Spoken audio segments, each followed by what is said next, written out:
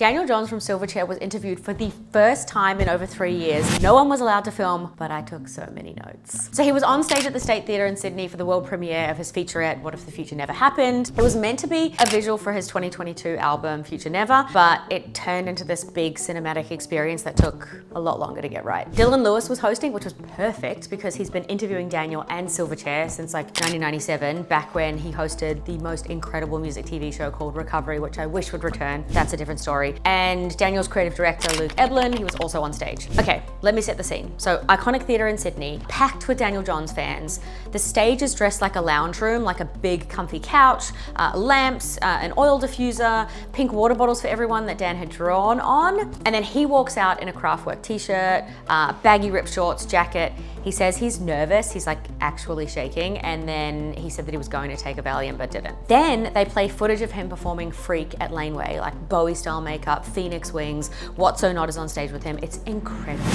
Dylan Lewis is up dancing, Daniel's playing air guitar at one point, everyone's singing along. It felt like this big nostalgic party with all of his best friends. Then came the unreleased demos. So he played one called All the Time in the World, that's from 1998. He recorded that one at home while his family was sleeping, and his vocals sound really subdued. And then he said, I wrote this quote down, I wasn't being fragile, I just couldn't sing loud, because his family was sleeping.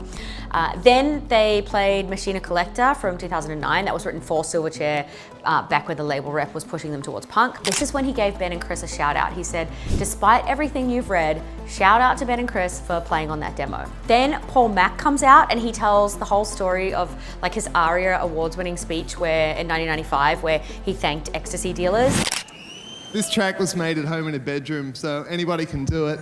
So, and all the DJs who play it, all the public radio stations, all the ravers, all the everybody, thank you very much. And Daniel said that that's when he realized he wanted to work with him. And he told his team at the time, I want to work with the ecstasy guy. And I guess that's how we got the Dissociatives. He also said that he made one like full-on metal album that sounds like Caius and then deleted it. And then later they played a demo of the Silverchair song Across the Night from 2001 and then a newer one, like unreleased from Daniel's solo project, I'm assuming. It was called Melody. Honestly, one of the most beautiful pieces of music that I've ever heard. And he said that he's got hundreds of songs written for the next album. He's just waiting for the right moment to release them. Oh, and one more thing. So when they talked about the actual film, Daniel mentioned that when it came to film the scene with the young version of him played by Rasmus King, he had an anxiety attack and Rasmus actually took him aside to calm him down. Honestly, there was just so much love on stage and in the whole theater, you know, lots of hugs from everyone throughout. I felt so lucky to even be in that room, and honestly, Daniel Johns fans are the best. I'm Poppy Reed. I tell stories about music and film through socials and podcasts. Hit follow for more.